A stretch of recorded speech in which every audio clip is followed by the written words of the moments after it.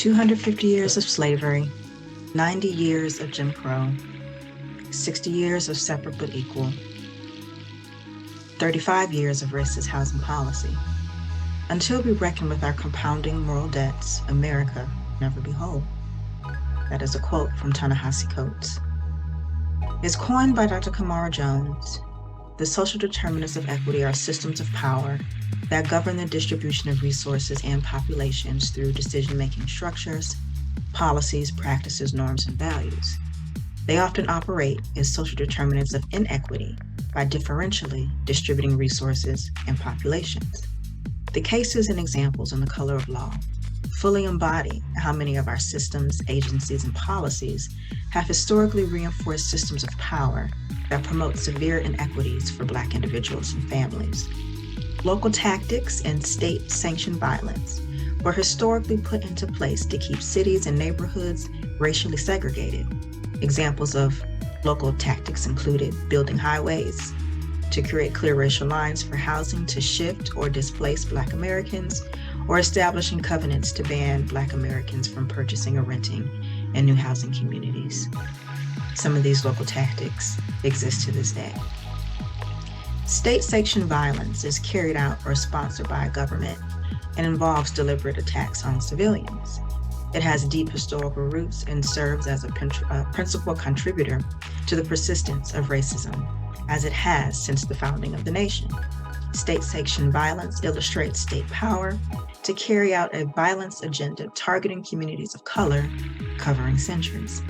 As illustrated in The Color of Law, we can observe this type of violence in our housing, educational, and labor market systems. As noted in the book, police and local government were complicit in the perpetuation of mob mentalities and the terrorizing of Black individuals or families that moved into white neighborhoods. Race was the motivating factor behind violent attacks, not class. And I quote from the book, "The attacks on African American pioneers, sanctioned by elected officials and law enforcement officers, could not have been attributed to whites' discomfort with the lower social class of neighbors. African Americans who were victimized by such mob action often had higher occupational and social status than the white neighbors who assaulted them."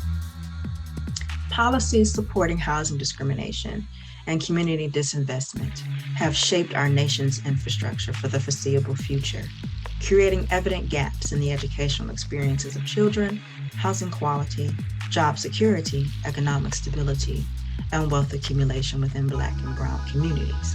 Sharecropping systems instituted poverty in the Black community and preserved the soul of slavery. Under the New Deal in the 1930s, Social Security benefits, the minimum wage protection, and the recognition of labor unions were excluded from occupations in which Black individuals predominantly worked in. Black workers were often relegated to low-level positions in companies and denied equal compensation. The 1944 GI Bill included mortgage subsidies and educational incentives. The VA, however, denied Black servicemen access to these mortgage subsidies or admission to four-year colleges. These practices left Black individuals and families with less disposable income and savings compared to their white counterparts, and was coupled with higher property tax assessments, along with low property values, excessive taxation practices, and disproportionately high rental rates. These practices often crippled wealth accumulation by way of purchasing a new home or pursuing higher education. In many cases, the lack of opportunities for upward mobility in the Black community has created lasting and generational patterns of poverty and debt. As stated in the book, many of our national problems either originate with residential segregation or have become intractable because of it.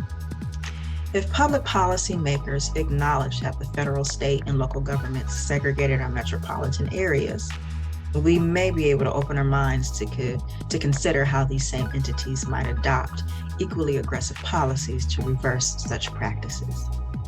In closing, you can't have a country that has 13 generations of slavery when it was illegal to read and write, 4 generations of segregation when the system was by law unequal, and 2 generations of legal freedom, and expect the playing field to be equal. This is a quote from Kari Lazar White. who's a founder of a youth development and educational organization in New York City.